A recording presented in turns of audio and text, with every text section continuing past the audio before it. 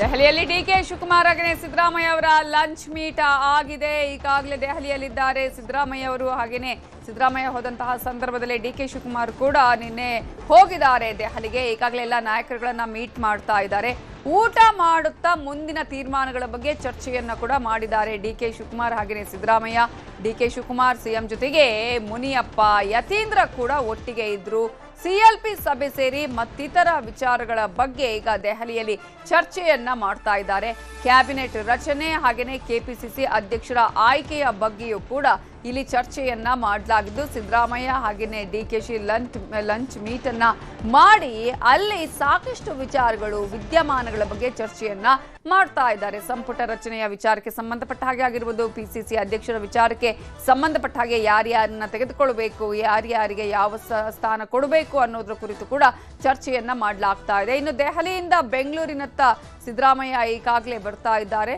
Sonia Gandhi, Mallikarjuna Kharge, KC Venugopal ಇವರೆಲ್ಲರನ್ನ ಭೇಟಿ ಮಾಡಿ ಇದೀಗ ಸಿದ್ದರಾಮಯ್ಯ ಅವರು ವಾಪಸ್ ಬೆಂಗಳೂರಿನ ಕಡೆಗೆ ಈಗ ಹೊರಟಿದ್ದಾರೆ.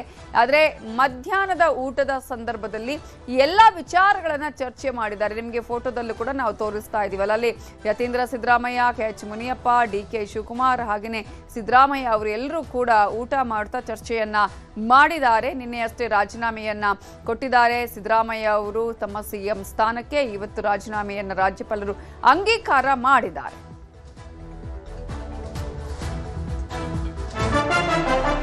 ವಿಧಾನಸೌಧದ ಮೆಟ್ಟಿಲುಗಳ ಮೇಲೆ ಡಿಕೆ ಶಿವಕುಮಾರ್ ಸಿಎಂ ಆಗಿ ಪ್ರಮಾಣ ವಚನವನ್ನ ಸ್ವೀಕರಿಸುತ್ತಾರೆ.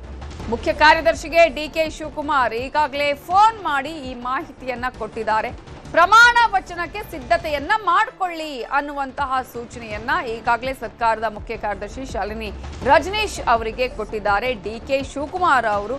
ಸೊ ಒಂದಷ್ಟು ದಿನಾಂಕಗಳು ಈಗಾಗಲೇ ಸಾಕ್ಷಿ ಚಾಲ್ತಿಯಲ್ಲಿದ್ವು, 1ನೇ ತಾರೀಕು 3ನೇ ತಾರೀಕು ಅಂತೇಳಿ. ಆದರೆ ಇದೀಗ ಜೂನ್ 5ರಂದು ಡಿಕೆ ಶಿವಕುಮಾರ್ ಪ್ರಮಾಣ ವಚನ ಸ್ವೀಕರಿಸುವ ಸಾಧ್ಯತೆ ಇದೆ. ಡಿಕೆಶಿ ಆಪ್ತ ಜ್ಯೋತಿಷಿ ಡಾಕ್ಟರ್ ಬಿಪಿ ಆರಾಧ್ಯ ಅವರು ಸಲಹೆಯನ್ನ ಕೊಟ್ಟಿದ್ದಾರೆ. 5ನೇ ತಾರೀಕು ಪ್ರಮಾಣ ವಚನವನ್ನ ಸ್ವೀಕಾರ ಮಾಡಿ ಅಂತ ಹೇಳಿ. ಆ ಹಿನ್ನೆಲೆಯಲ್ಲಿ ಜೂನ್ 5ನೇ ತಾರೀಕು ಪ್ರಮಾಣ ವಚನ ಸ್ವೀಕರಿಸುವಂತಹ ಸಾಧ್ಯತೆ ಇದೆ ಡಿಕೆ ಶಿವಕುಮಾರ್ ಮುಖ್ಯಮಂತ್ರಿಯಾಗಿ.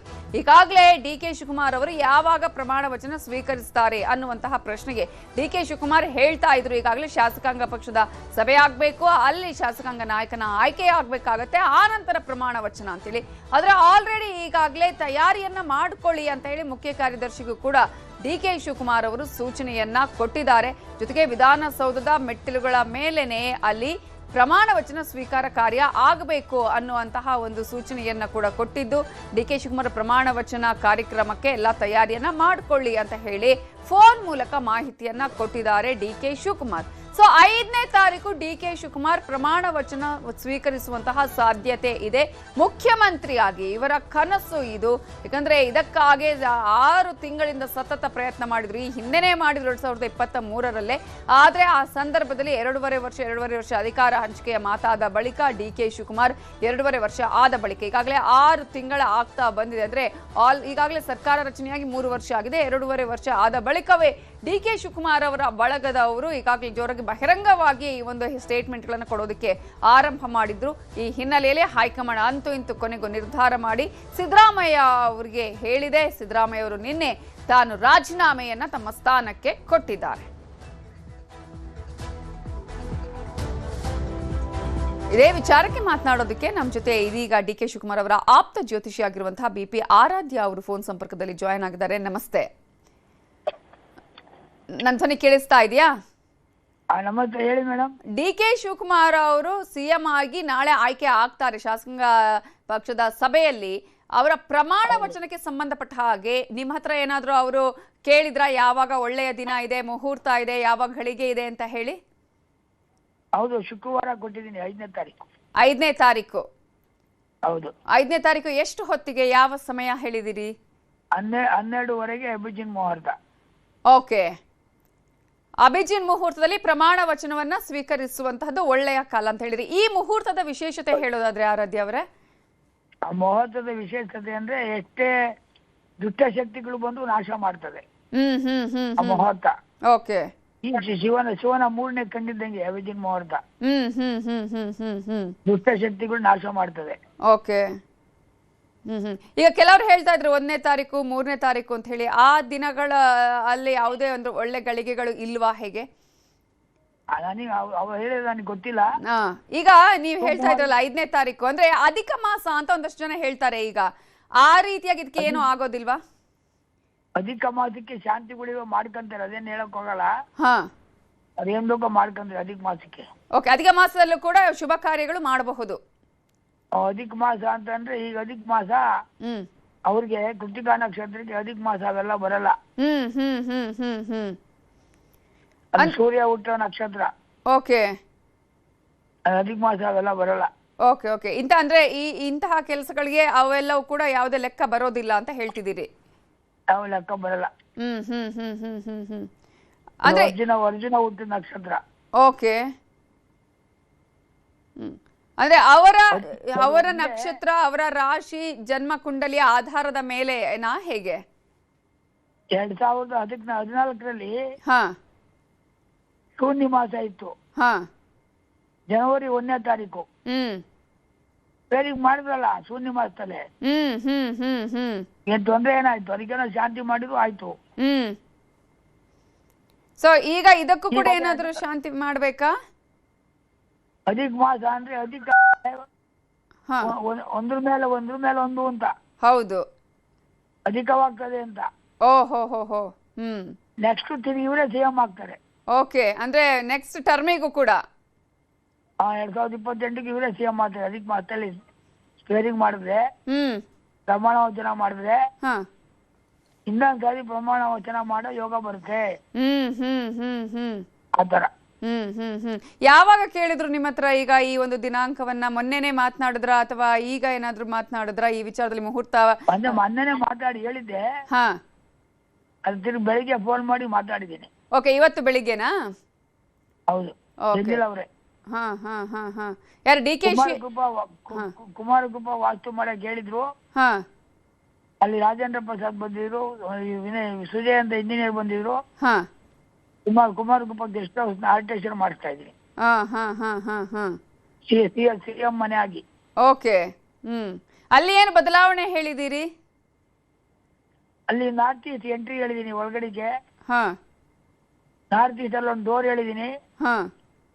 ಆ ಡೋರ್ ಮೇಲೆ ಸಜ್ಜಾ ಹೇಳಿದೀನಿ. ಓಕೆ, ಸಾರಿ ಕೇಳಿಸ್ಲಿಲ್ಲ. ಡೋರ್ ಮೇಲೆ ಕೆಲವು ಡೋರ್ ಚೇಂಜ್ ಮಾಡಕ್ ಹೇಳಿದೀನಿ. ಮೇನ್ ಡೋರ್ ನಾರ್ತ್ ಈಸ್ಟ್ ಅಲ್ಲಿ ಕೊಡ್ತೀವಿ. ಆಮೇಲೆ ರೂಮ್ಗಳಲ್ಲಿ ಕೆಲವು ಟಾಯ್ಲೆಟ್ಗಳು ಸರಿ ಇಲ್ಲ. ಓಕೆ, ಅವೆಲ್ಲ ಚೇಂಜ್ ಮಾಡಕ್ ಹೇಳಿದೀನಿ. ಚೀಫ್ ಇಂಜಿನಿಯರ್ ಬಂದಿದ್ರು, ಕುಮಾರಗುಪ್ಪ ಚೀಫ್ ಇಂಜಿನಿಯರ್ ಬಂದಿದ್ರು. ಅವ್ರನ್ನು ಕಳ್ಸಿದ್ರು. ಓಕೆ, ಅಂದ್ರೆ ಇದು ಪ್ರಮಾಣ ವಚನ ಆಗೋದಕ್ಕಿಂತ ಮುಂಚೆನೆ ಈಗ ಇವೆಲ್ಲವೂ ಕೂಡ ಇಮಿಡಿಯೇಟ್ ಆಗಿ ರಿನೋವೇಷನ್ ಆಗ್ಬೇಕಾ ಹೇಗೆ? ಪ್ರಮಾಣ ವಚನ ಆದ್ಮೇಲೆ ಮನೇಲಿ ಇರ್ತಾರೆ, ಆಮೇಲೆ ಒಳ್ಳೆ ದಿವಸ ನೋಡಿ ಇಲ್ಲಿ ಬರ್ತಾರೆ. ಶ್ರಾವಣ ಮಾಸಕ್ಕೆ ಚೇಂಜ್ ಆಗ್ತಾರೆ ಇಲ್ಲಿ. ಎಲ್ಲ ಕೆಲಸ ನಡೀಲಿ 2 ತಿಂಗಳು. ಸಿಎಂ ಕ್ವಾರ್ಟರ್ಸ್ ಅಂತ ಅದಕ್ಕೆ. ಈಗ ಇದೇ ಡೇಟ್ ಫಿಕ್ಸ್ ಅಂತ ಆಗಿದೆಯಾ? 5ನೇ ತಾರೀಕಿಗೆ ಪ್ರಮಾಣ ವಚನ ಸ್ವೀಕರಿಸೋದು ಅಂತ ಆಯ್ತಾ ಹಾಗಾದ್ರೆ? ಹೌದೌದು, ನಾನು ಕೊಟ್ಟಿರೋದು 5ನೇ ತಾರೀಕೆ. ಅವತ್ತೇ ಮಾಡ್ತಾರೆ ಅಂತ ನಂಬಿಕೆ ಇದೆ ನನಗೆ. ಇವತ್ತೆಲ್ಲ ಬರ್ಕೊಂಡು ಹೋಗಿದಾರಾ? ಇವತ್ತು ಹೇಳಿದ್ರ ಎಲ್ಲ ನೀವು? 42 ವರ್ಷ ಆಯ್ತು ನಾನು ಜ್ಯೋತಿಷ ಫ್ರೆಂಡ್ ಆಗಿ. 84 ಇಂದ.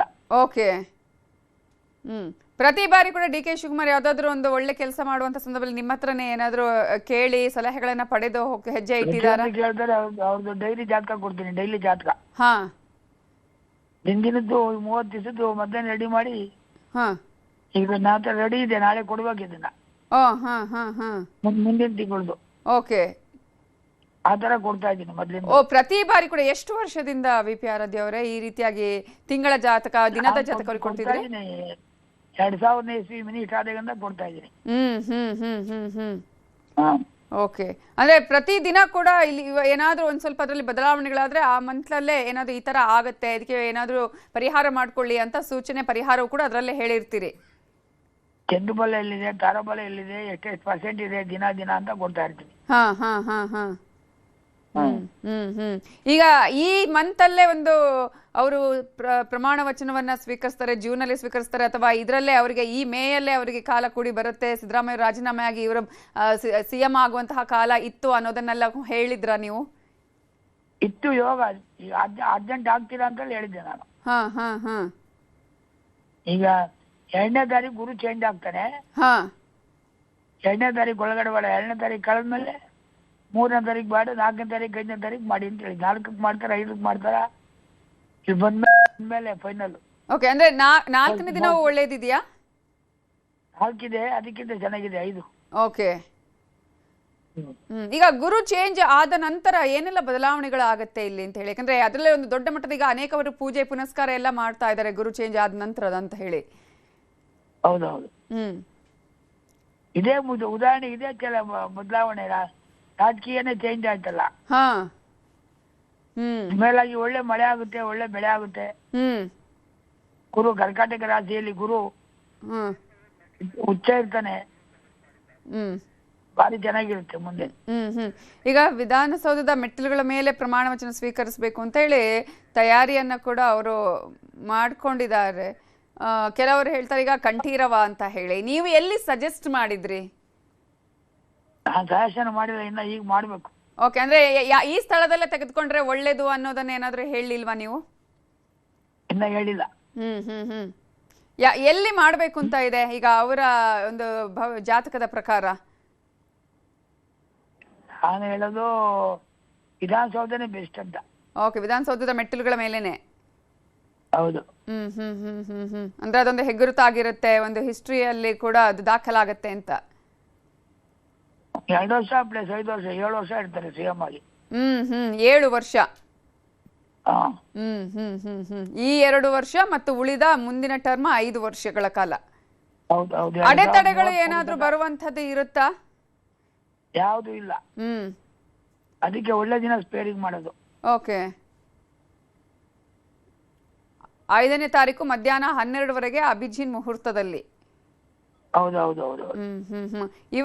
ಆ ಸಂದರ್ಭದಲ್ಲಿ ಅಂದ್ರೆ ಇವರ ಜೊತೆಗೆ ಇವರು ಒಬ್ಬರೇ ಅಲ್ಲಿ ಪ್ರಮಾಣ ವಚನ ಸ್ವೀಕರಿಸಬೇಕಾಗುತ್ತಾ, ಅಥವಾ ಜೊತೆಗೆ ಉಳಿದವರಿಗೆ ಸಂಪುಟ ಸದಸ್ಯರು ಕೂಡ ಕೆಲವರು ಶಾಸಕರುಗಳು ಏನೋ ಪ್ರಮಾಣ ವಚನ ಸ್ವೀಕರಿಸ್ತಾರಲ್ಲ, ಅದಕ್ಕೆ ಏನಾದ್ರೂ ನಿಯಮಾವಳಿಗಳು ಇದೆಯಾ? ಅಂದ್ರೆ ಏನಾದ್ರು ಅದು ನನಗೆ ಗೊತ್ತಿಲ್ಲ, ಅದು ಅವ್ರ ಇಷ್ಟ.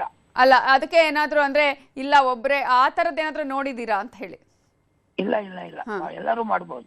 ಓಕೆ, ಸೊ ಒಟ್ಟಾರೆ 7 ವರ್ಷಗಳ ಕಾಲ ಇವರ ಒಂದು ಜಾತಕದಲ್ಲಿ ಭವಿಷ್ಯ ತುಂಬಾ ಚೆನ್ನಾಗಿದೆ ಅಂತ ಹೇಳಿದ್ರಿ ನೀವು. ಹೌದೌದು. ಓಕೆ, ಧನ್ಯವಾದಗಳು BP ಆರಾಧ್ಯ ಅವರೇ ನ್ಯೂಸ್ 18 ಜೊತೆ ಮಾತನಾಡಿದ್ದಕ್ಕಾಗಿ. ಯಾವ ಹುದ್ದೆ ಕೊಟ್ಟರು ನಾನು ನಿಭಾಯಿಸ್ತೇನೆ, ನಮ್ಮ ಸಮುದಾಯಕ್ಕೆ ಸ್ಥಾನಮಾನ ಕೊಡಬೇಕು ಅಂತ ಹೇಳಿ ಹಿರಿಯ ಶಾಸಕ ಈಶ್ವರ್ ಖಂಡ್ರೆ ಹೇಳಿಕೆಯನ್ನ ಕೊಟ್ಟಿದ್ದಾರೆ. ಈಗಾಗಲೇ ಈಶ್ವರ್ ಖಂಡ್ರೆ ಅರಣ್ಯ ಸಚಿವರಾಗಿ ಈಗಾಗಲೇ ಕಾರ್ಯವನ್ನ ಸಲ್ಲಿಸಿದ್ದಾರೆ, ಇಲಾಖೆಯಲ್ಲಿ ಕಾರ್ಯನಿರ್ವಹಣೆ ಮಾಡಿದ್ದಾರೆ. ಆದರೆ ಇದೀಗ ಮುಂದೆ ಸಚಿವ ಸಂಪುಟದಲ್ಲಿ ಯಾವ ಹುದ್ದೆ ಕೊಡ್ತಾರೆ, ಯಾವ ಹುದ್ದೆ ಕೊಟ್ಟರೂ ಕೂಡ ನಾನು ನಿಭಾಯಿಸ್ತೇನೆ, ಬಟ್ ನಮ್ಮ ಸಮುದಾಯಕ್ಕೆ ಸ್ಥಾನಮಾನ ಕೊಡಬೇಕು ಅಂತ ಹೇಳಿ ಈಶ್ವರ್ ಖಂಡ್ರೆ ಹೇಳಿಕೆಯನ್ನ ಕೊಟ್ಟಿದ್ದು. ಪ್ರಿಯಾಂಕ್, ಪರಮೇಶ್ವರ್, ಸತೀಶ್ ಕೂಡ ಸಮರ್ಥರು. ಪರೋಕ್ಷವಾಗಿ ಕೆಪಿಸಿಸಿ ಹುದ್ದೆಯನ್ನ ಕೇಳಿದ್ರ ಈಶ್ವರ್ ಖಂಡ್ರೆ. ಈಗಾಗಲೇ ಕೆಪಿಸಿಸಿ ಹುದ್ದೆಯ ಮೇಲೇನೆ ಎಲ್ಲರ ಕಣ್ಣು ನೆಟ್ಟಿರುವಂತದ್ದು, ಅದರಲ್ಲೂ ಕೂಡ ಹಿರಿಯ ಶಾಸಕರುಗಳಂತೂ ಈ ಒಂದು ಹುದ್ದೆಯ ಮೇಲೆ ಕಣ್ಣಿಟ್ಟಿದ್ದಾರೆ. ಇದೀಗ ಈಶ್ವರ್ ಖಂಡ್ರೆ ಕೂಡ ಈಗ ಈ ಒಂದು ಸ್ಥಾನದ ಮೇಲೆ ಕಣ್ಣಿಟ್ಟಿದ್ದಾರಾ ಅನ್ನುವ ಪ್ರಶ್ನೆಯನ್ನ ಹುಟ್ಟು ಹಾಕಿದೆ. ಅವರ ಮಾತು ಪರೋಕ್ಷವಾಗಿ ಕೆಪಿಸಿಸಿ ಹುದ್ದೆಯ ಬಗ್ಗೆ ಮಾತನಾಡಿದ್ರ ಈಶ್ವರ್ ಖಂಡ್ರೆ. ಯಾವ ಹುದ್ದೆ ಕೊಟ್ಟರು ಕೂಡ ನಾನು ನಿಭಾಯಿಸ್ತೇನೆ ಅನ್ನುವ ವಿಚಾರವನ್ನ ಈಶ್ವರ್ ಖಂಡ್ರೆ ಹೇಳಿದ್ದಾರೆ. ಈಗ ನಾನು ಪಕ್ಷದ ನಿಷ್ಠಾವಂತ ಕಾರ್ಯಕರ್ತನೂ ಇದ್ದೇನೆ, ಅದೇ ರೀತಿಯಲ್ಲಿ ಅಖಿಲ ಭಾರತ ವೀರಶೈವ ಲಿಂಗಾಯತ ಮಹಾಸಭೆಯ ಅಧ್ಯಕ್ಷನಾಗಿಯೂ ಇವತ್ತು ನಮ್ಮ ಸಮುದಾಯದ ಎಲ್ಲರ ಒಂದು ಅಭಿಪ್ರಾಯ ಇದೆ. ಇವತ್ತು ಪ್ರಾಪರ್ ಆಗಿ ಈ ಒಂದು ಸಚಿವ ಸಂಪುಟದಲ್ಲಿಯೂ ಲಿಂಗಾಯತರಿಗೆ ವೀರಶೈವರಿಗೆ ಒಂದು ಪ್ರಾತಿನಿಧ್ಯ ಸಿಗಬೇಕು ಅನ್ನೋಂಥದ್ದು. ಆ ಒಂದು ನಿಟ್ಟಿನಲ್ಲಿ ಇವತ್ತು ಈಗಾಗಲೇ ಹೇಳಿದ್ದೇನೆ, ಯಾವ ಹುದ್ದೆ ಕೊಟ್ಟರು ನಿಭಾಯಿಸಲಿಕ್ಕೆ ಸಿದ್ಧನಾಗಿದ್ದೇನೆ. ಹೆಚ್ಚಿನ ಒಂದು ಜವಾಬ್ದಾರಿ ಕೊಟ್ಟು ಅತ್ಯಂತ ಉತ್ತಮವಾಗಿ ದಕ್ಷತೆಯನ್ನು ನಿಭಾಯಿಸ್ತೇನೆ ಅನ್ನುವಂಥ ಮಾತನ್ನು ಹೇಳಿಕೆ ಬಯಸ್ತೇನೆ. ನೋಡಿ, ಈಗ ಜಮೀರ್ ಅಹಮದ್ ಮನೆಯಲ್ಲಿ ಗರಿಗೆದರಿದೆ ಚಟುವಟಿಕೆ. ಜಮೀರ್ ಅಹಮದ್ ಮನೆಯಲ್ಲಿ ಮಹದೇವಪ್ಪ ಸಮಾಲೋಚನೆಯನ್ನ ಮಾಡಿದ್ದಾರೆ. ರಾಜಕೀಯ ವಿದ್ಯಮಾನಗಳ ಬಗ್ಗೆ ನಾಯಕರು ಚರ್ಚೆಯನ್ನ ಕೂಡ ಮಾಡಿದ್ದಾರೆ. ಸಂಪುಟ ರಚನೆ ಹಾಗೂ ಕೆಪಿಸಿಸಿ ಅಧ್ಯಕ್ಷರ ಆಯ್ಕೆಯ ಬಗ್ಗೆ ಜಮೀರ್ ಅಹಮದ್ ಅವರ ಮನೆಯಲ್ಲಿ ಮಹದೇವಪ್ಪ ಅವರು ಈಗ ಸಮಾಲೋಚನೆಯನ್ನ ಮಾಡಿದ್ದಾರೆ. ಹೈಕಮಾಂಡ್ ನಡೆ ಮುಂದೆ ಏನಿರಲಿದೆ ಅನ್ನುವ ಕುರಿತು ಕೂಡ ಇಬ್ಬರು ನಾಯಕರು ಚರ್ಚೆ ಮಾಡಿದ್ದಾರೆ, ಸಮಾಲೋಚನೆಯನ್ನ ಮಾಡಿದ್ದಾರೆ. ಸಂಪುಟ ರಚನೆಯಲ್ಲಿ ಏನೇನಾಗತ್ತೆ, ಯಾರ್ಯಾರನ್ನ ಸಚಿವರನ್ನಾಗಿ ಆಯ್ಕೆ ಮಾಡಲಾಗತ್ತೆ ಅನ್ನುವಂತಹ ವಿಚಾರ, ಕೆಪಿಸಿಸಿ ಅಧ್ಯಕ್ಷ ಗಾದಿ ಯಾರಿಗೆ ಅನ್ನೋದರ ಕುರಿತು ಕೂಡ ಇದೀಗ ಜಮೀರ್ ಅಹಮದ್ ಅವರ ಮನೆಯಲ್ಲಿ ಎಚ್ ಸಿ ಮಹದೇವಪ್ಪ ಅವರು ಚರ್ಚೆಯನ್ನ ಮಾಡಿದ್ದಾರೆ, ಸಮಾಲೋಚನೆಯನ್ನ ಮಾಡಿದ್ದಾರೆ. ರಾಜಕೀಯ ವಿದ್ಯಮಾನಗಳ ಬಗ್ಗೆ ಇವರಿಬ್ಬರು ಕೂಡ ಚರ್ಚೆಯನ್ನ ನಡೆಸಿದ್ದಾರೆ. ಈಗಾಗಲೇ ಸತೀಶ್ ಜಾರಕಿಹೊಳಿ ಅವರು ದೆಹಲಿಯಿಂದ ಬಂದ ಮೇಲೆ ಎಚ್ ಸಿ ಮಹದೇವಪ್ಪ ಅವರನ್ನ ಭೇಟಿಯಾಗಿದ್ರು, ಜಮೀರ್ ಅಹಮದ್ ಅವರನ್ನ ಕೂಡ ಭೇಟಿಯಾಗಿದ್ರು. ಇದೀಗ ಇವರಿಬ್ಬರ ಈ ಮಾತುಕತೆ ಸಾಕಷ್ಟು ಕುತೂಹಲಕ್ಕೆ ಕಾರಣ ಆಗಿದೆ. ಸಚಿವ ಸ್ಥಾನಕ್ಕಾಗಿ ಖರ್ಗೆ